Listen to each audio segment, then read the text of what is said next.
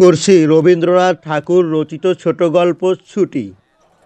বালকদিগের সর্দার ফটিক চক্রবর্তীর মাথায় চট করিয়া একটা নূতন ভাবোদয় হইল। নদীর ধারে একটা প্রকাণ্ড শালকাষ্ঠ মাস্তুলে রূপান্তরিত হইবার প্রতীক্ষায় পড়িয়াছিল। স্থির হইল সেটা সকলে মিলিয়া গড়াইয়া লইয়া যাইবে। যে ব্যক্তির কাঠ আবশ্যককালে তাহার যে কতখানি বিস্ময়, বিরক্তি এবং অসুবিধা বোধ হইবে তাহাই উপলব্ধি করিয়া বালকেরা এ প্রস্তাবে সম্পূর্ণ অনুমোদন করিল। কোমর বাঁধিয়া সকলেই যখন মনোযোগের সহিত কার্যে প্রবৃত্ত হইবার উপক্রম করিতেছে, এমন সময়ে ফটিকের কনিষ্ঠ মাখনলাল গম্ভীরভাবে সেই গুড়ির উপরে গিয়া বসিল। ছেলেরা তাহার এইরূপ উদার ঔদাসীন্য দেখিয়া কিছু বিমর্ষ হইয়া গেল। একজন আসিয়া ভয়ে ভয়ে তাহাকে একটু আধটু ঠেলিল, কিন্তু সে তাহাতে কিছুমাত্র বিচলিত হইল না। এই অকাল তত্ত্বজ্ঞানী মানব সকল প্রকার ক্রীড়ার অসারতা সম্বন্ধে নীরবে চিন্তা করিতে লাগিল। ফটিক আসিয়া আস্ফালন করিয়া কহিল, দেখ মার খাবি, এইবেলা ওঠ। সে তাহাতে আরও একটু নড়িয়া চড়িয়া আসনটি বেশ স্থায়ীরূপে দখল করিয়া লইল। এরূপ স্থলে সাধারণের নিকট রাজ সম্মান রক্ষা করিতে হইলে অবাধ্য ভ্রাতার গণ্ডদেশে অনতি বিলম্বে এক চর কষাইয়া দেওয়া ফটিকের কর্তব্য ছিল। সাহস হইল না, কিন্তু এমন একটা ভাব ধারণ করিল যেন ইচ্ছা করিলেই এখনই তাহাকে রীতিমতো শাসন করিয়া দিতে পারে। কিন্তু করিল না, কারণ পূর্বাপেক্ষা আর একটা ভালো খেলা মাথায় উদয় হইয়াছে, তাহাতে আর একটু বেশি মজা আছে। প্রস্তাব করিল, মাখনকে শুদ্ধ ওই কাঠ গড়াইতে আরম্ভ করা যাক। মাখন মনে করিল ইহাতে তাহার গৌরব আছে, কিন্তু অন্যান্য পার্থিব গৌরবের ন্যায় ইহার আনুষঙ্গিক যে বিপদের সম্ভাবনাও আছে তাহা তাহার কিংবা আর কাহারও মনে উদয় হয় নাই। ছেলেরা কোমর বাঁধিয়া ঠেলিতে আরম্ভ করিল, মারো ঠেলা, হেই ইয়ো, সাবাস জোয়ান, হেই ইয়ো। গুড়ি এক পাশ ঘুরিতে না ঘুরিতেই মাখন তাহার গাম্ভীর্য, গৌরব এবং তত্ত্বজ্ঞান সমেত ভূমিষ্যাৎ হইয়া গেল। খেলার আরম্ভেই এইরূপ আশাতীত ফললাভ করিয়া অন্যান্য বালকেরা বিশেষ হৃষ্ট হইয়া উঠিল। কিন্তু ফটিক কিছু শশব্যস্ত হইল। মাখন তৎক্ষণাৎ ভূমিশয্যা ছাড়িয়া ফটিকের উপরে গিয়া পড়িল, একেবারে অন্ধভাবে মারিতে লাগিল। তাহার নাকে মুখে আঁচড় কাটিয়া কাঁদিতে কাঁদিতে গৃহাভিমুখে গমন করিল। খেলা ভাঙিয়া গেল। ফটিক গোটা কতক কাশ উৎপাটন করিয়া একটা অর্ধ নিমগ্ন নৌকার গলইয়ের উপরে চড়িয়া চুপচাপ করিয়া কাশের গোড়া চিবাইতে লাগিল। এমন সময় একটা বিদেশি নৌকা ঘাটে আসিয়া লাগিল। একটি অর্ধবয়সী ভদ্রলোক কাঁচা গোঁফ এবং পাকা চুল লইয়া বাহির হইয়া আসিলেন। বালককে জিজ্ঞাসা করিলেন, চক্রবর্তীদের বাড়ি কোথায়? বালক ডাটা চিবাইতে চিবাইতে কহিল, ওই হোথা।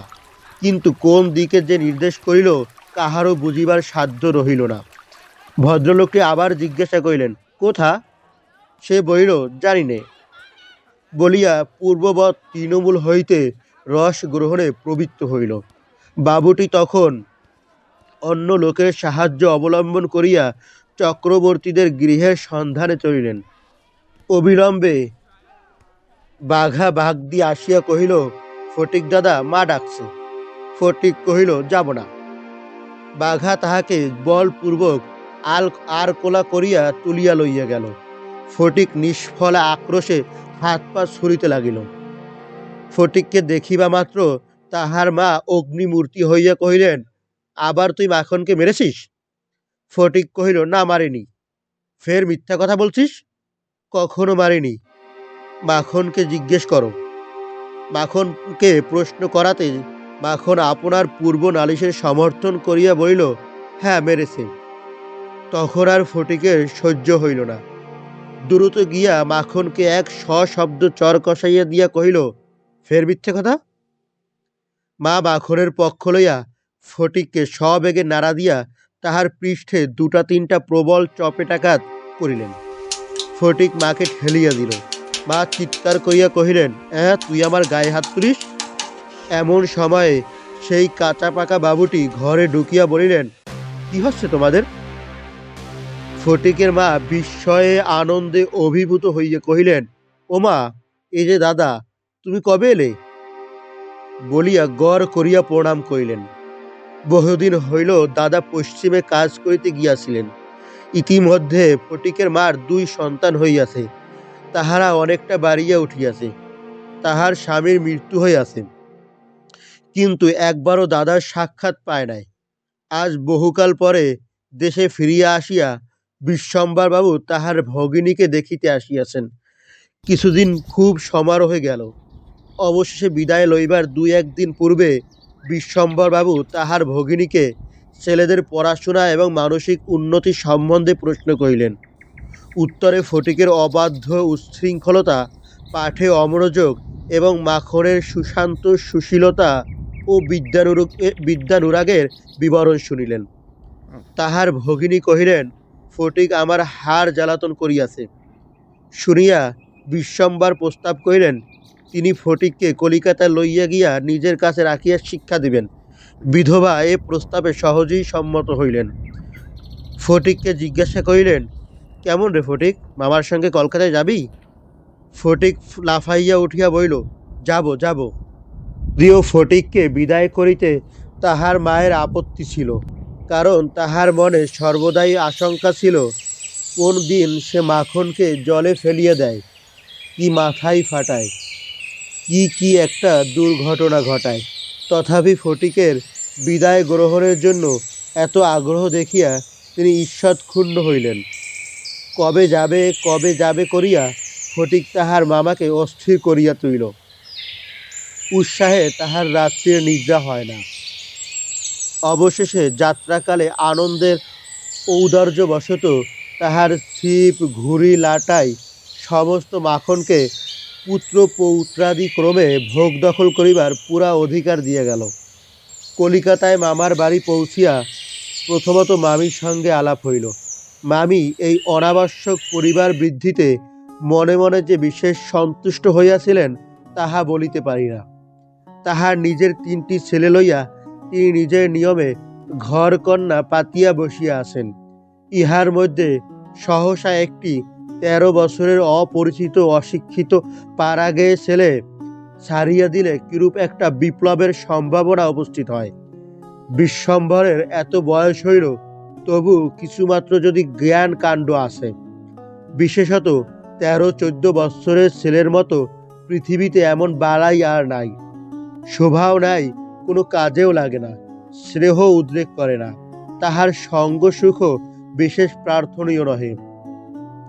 তাহার মুখে আধো আধো কথাও ন্যাকামি, পাকা কথাও জ্যাঠামি, এবং কথা মাত্রই বাড়াবাড়ি। হঠাৎ কাপড় চোপড়ের পরিমাণ রক্ষা না করিয়া বেমানান রূপে বাড়িয়া ওঠে। লোকে সেটা তাহার একটা কুশ্রী স্পর্ধাস্বরূপ জ্ঞান করে। তাহার শৈশবের লালিত্য এবং কণ্ঠস্বরের মিষ্টতা সহসা চলিয়া যায়। লোকে সেজন্য তাহাকে মনে মনে অপরাধ না দিয়ে থাকিতে পারে না। শৈশব এবং যৌবনের অনেক দোষ মাপ করা যায়, কিন্তু এই সময়ে কোনো স্বাভাবিক অনিবার্য ত্রুটিও যেন অসহ্য বোধ হয়। সেও সর্বদা মনে মনে বুঝিতে পারে পৃথিবীর কোথাও সে ঠিক খাপ খাইতেছে না। এই জন্য আপনার অস্তিত্ব সম্বন্ধে সর্বদা লজ্জিত ও ক্ষমা প্রার্থী হইয়া থাকে। অথচ এই বয়সী স্নেহের জন্য কিঞ্চিত অতিরিক্ত কাতরতা মনে জন্মায়। এই সময়ে যদি সে কোনো সহৃদয় ব্যক্তির নিকট হইতে স্নেহ কিংবা সখ্য লাভ করিতে পারে, তবে তাহার নিকট আত্মবিকৃত হইয়া থাকে। কিন্তু তাহাকে স্নেহ করিতে কেহ সাহস করে না, কারণ সেটা সাধারণে প্রশ্রয় বলিয়া মনে করে। সুতরাং তাহার চেহারা এবং ভাবখানা অনেকটা প্রভুহীন পথের কুকুরের মতো হইয়া যায়। অতএব এমন অবস্থায় মাতৃভবন ছাড়া আর কোনো অপরিচিত স্থান বালকের পক্ষে নরক মনে হয়। চারিদিকের স্নেহশূন্য বিরাগ তাহাকে পদে পদে কাটার মতো বিধে। এই বয়সে সাধারণত নারী জাতিকে কোনো এক শ্রেষ্ঠ স্বর্গলোকের দুর্লভ জীব বলিয়া মনে ধারণা হইতে আরম্ভ হয়। অতএব তাহাদের নিকট হইতে উপেক্ষা অত্যন্ত দুঃসহ বোধ হয়। মামির স্নেহহীন চক্ষে সে যে একটা দুর্গহের মতো প্রতিবাদ হইতেছে, এইটা ফটিকের সবচেয়ে বাজিত। মামি যদি দৈবাৎ তাহাকে কোনো একটা কাজ করিতে বলিতেন, তাহা হইলে সে মনের আনন্দে যতটা আবশ্যক তার চেয়ে বেশি কাজ করিয়া ফেলিত।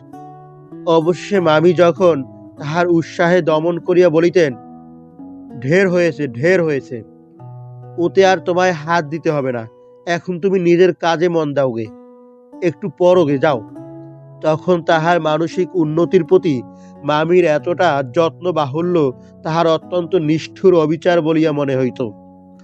ঘরের মধ্যে এইরূপ অনাদর ইহার পর আবার হাঁপ ছাড়িবার জায়গা ছিল না। দেয়ালের মধ্যে আটকা পড়িয়া কেবলই তাহার সেই গ্রামের কথা মনে পড়িত। প্রকাণ্ড একটা ধাউস ঘুড়ি লইয়া বো বো শব্দ উড়াইয়া বেড়াইবার সেই মাঠ, তাইরে নাইরে নাইরে না করিয়া উচ্চস্বরে স্বরচিত রাগিনী আলাপ করিয়া অকর্মণ্যভাবে ঘুরিয়া বেড়াইবার সেই নদী তীর, দিনের মধ্যে যখন তখন ঝাঁপ দিয়া পারিয়া সাঁতার কাটিবার সেই সংকীর্ণ স্রোতস্বিনী, সেই সব দল বল উপদ্রব স্বাধীনতা, এবং সর্বোপরি সেই অত্যাচারিণী অবিচারিণী মা অহর্নিশি তাহার নিরুপায় চিত্তকে আকর্ষণ করিত। জন্তুর মতো এক প্রকার অবুঝ ভালোবাসা, কেবল একটা কাছে যাইবার অন্ধ ইচ্ছা, কেবল একটা না দেখিয়া অব্যক্ত ব্যাকুলতা, গোধূলি সময়ের মাতৃহীন বৎসের মতো কেবল একটা আন্তরিক মা মা ক্রন্দন, সেই লজ্জিত সংকীর্ণ শীর্ণ দীর্ঘ অসুন্দর বালকের অন্তরে কেবলই আলোড়িত হইত। স্কুলে এত নির্বোধ এবং অমনোযোগী বালক আর ছিল না। একটা কথা জিজ্ঞাসা করিলে সে হা করিয়া চাহিয়া থাকিত। মাস্টার যখন মার আরম্ভ করিত, তখন ভারক্লান্ত গর্দভের মতো নীরবে সহ্য করিত। ছেলেদের যখন খেলিবার ছুটি হইত, তখন জানালার কাছে দাঁড়াইয়া দূরের বাড়িগুলোর ছাদ নিরীক্ষণ করিত। যখন সেই দ্বিপ্রহর রৌদ্রে কোনো একটা ছাদের দুটি একটি ছেলেমেয়ে কিছু একটা খেলার ছলে ক্ষণেকের জন্য দেখা দিয়ে যাইত, তখন তাহার চিত্ত অধীর হইয়া উঠিত। একদিন অনেক প্রতিজ্ঞা করিয়া অনেক সাহসে মামাকে জিজ্ঞাসা করিয়াছিল, মামা, মার কাছে যাব। মামা বলিয়াছিলেন, স্কুলের ছুটি হোক, কার্তিক মাসে পূজার ছুটি, সে এখনো ঢের দেরি। একদিন ফটিক তাহার স্কুলের বই হারাইয়া ফেলিল। একে তো সহজেই পড়া তৈরি হয় না, তাহার পর বই হারাইয়া একেবারে নাচার হইয়া পড়িল। মাস্টার প্রতিদিন তাহাকে অত্যন্ত মারধর অপমান করিতে আরম্ভ করিলেন। স্কুলে তাহার এমন অবস্থা হইল যে তাহার মামাতো ভাইরা তাহার সহিত সম্বন্ধ স্বীকার করিতে লজ্জা বোধ করিত। ইহার কোনো অপমানে তাহারা অন্যান্য বালকের চেয়েও যেন বলপূর্বক বেশি করিয়া আমোদ প্রকাশ করিত। অসহ্য বোধ হওয়াতে একদিন ফটিক তাহার মামির কাছে নিতান্ত অপরাধীর মতো গিয়া কহিল, বই হারিয়ে ফেলেছি। মামি অধরের দুই প্রান্তে বিরক্তির রেখা অঙ্কিত করিয়া বলিলেন, বেশ করেছ, আমি তোমাকে মাসের মধ্যে 5 বার করে বই কিনে দিতে পারিনি। ফটিক আর কিছু না বলিয়া চলিয়া আসিল। সে যে পরের পয়সা নষ্ট করিতেছে এই মনে করিয়া তাহার মায়ের উপর অত্যন্ত অভিমান উপস্থিত হইল। নিজের হীনতা এবং দৈন্য তাহাকে মাটির সহিত মিশাইয়া ফেলিল। স্কুল হইতে ফিরিয়া সেই রাত্রে তাহার মাথা ব্যথা করিতে লাগিল এবং গা শিরশির করিয়া আসিল। বুঝিতে পারিল তাহার জ্বর আসিতেছে। বুঝিতে পারিল ব্যামো বাঁধাইলে তাহার মামির প্রতি অত্যন্ত অনর্থক উপদ্রব করা হইবে। মামি এই ব্যামোটাকে যে কিরূপ একটা অকারণ অনাবশ্যক জ্বালাতনের স্বরূপ দেখিবে, তাহা সে স্পষ্ট উপলব্ধি করিতে পারিল।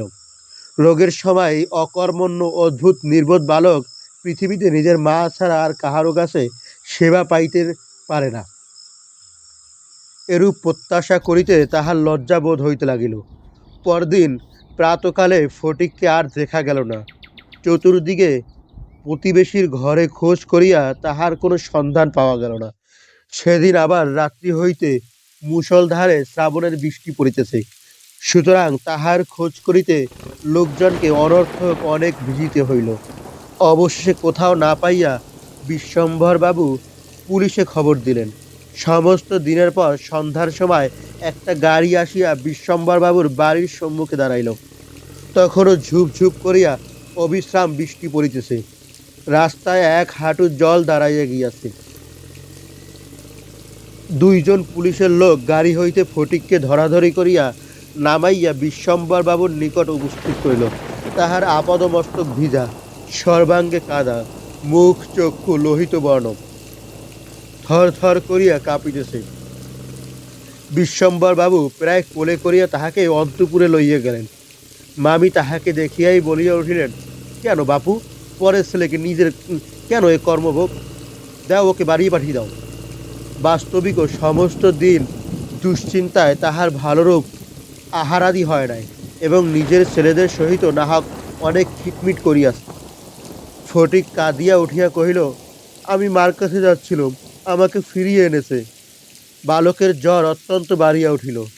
সমস্ত রাত্রি প্রলাপ বলিতে লাগিল। বিশ্বম্বরবাবু চিকিৎসক লইয়া আসিলেন। ঠিক তাহার রক্তবর্ণ চক্ষু একবার উন্মিলিত করিয়া কড়িকাঠের দিকে হতবুদ্ধিভাবে তাকাইয়া কহিল, মামা, আমার ছুটি হয়েছে কি?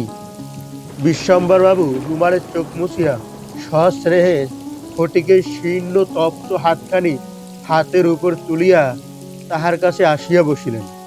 ফটিক আবার বিড়বিড় করিয়া বকিতে লাগিল, বলিল, মা, আমাকে মারিস নে মা, সত্যি বলছি, আমি কোনো দোষ করিনি। পরদিন দিনের বেলা কিছুক্ষণের জন্য সচেতন হইয়া ফটিক কাহার প্রত্যাশায় ফ্যাল করিয়া ঘরের চারিদিকে চাহিল।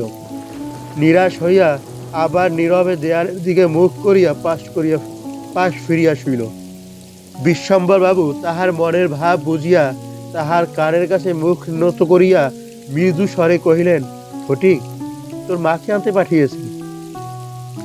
তাহার পরের দিনও কাটিয়া গেল। ডাক্তার চিন্তিত বিমর্ষ মুখে জানাইলেন, অবস্থা বড়ই খারাপ। বিশ্বম্বরবাবু স্তিমিত প্রদীপে রোগশয্যায় বসিয়া প্রতি মুহূর্তেই ফটিকের মাতার জন্য প্রতীক্ষা করিতে লাগিলেন। ফটিক খালাসিদের মতো সুর করিয়া বলিতে লাগিল, এক বাও মেলে না, দো বাও মেলে, এ না। কলিকাতায় আসিবার সময় কতকটা রাস্তা স্টিমারে আসিতে হইয়াছিল। খালাসিরা কাশি ফেলিয়া সুর করিয়া জল মাপিত। ফটিক প্রলাপে তাহাদেরই অনুকরণে করুণ স্বরে জল মাপিতেছে, এবং যেও কুল সমুদ্রে যাত্রা করিতেছে। বালক রশি ফেলিয়া কোথাও তাহার তল পাইতেছে না। এমন সময়ে ফটিকের মা ঝড়ের মতো ঘরে প্রবেশ করিয়াই উচ্চ কলরবে শোক করিতে লাগিলেন। বিশ্বম্বর বহু কষ্টে তাহার শোকোচ্ছ্বাস নিবৃত করিলে। তিনি শয্যার উপর আছাড় খাইয়া পড়িয়া উচ্চস্বরে ডাকিলেন, ফটিক, সোনা, সোনা মানিক আমার। ফটিক যেন অতি সহজেই তাহার উত্তর দিয়ে কহিল, হ্যাঁ। মা আবার ডাকিলেন, ওরে ফটিক, বাপধন আমার।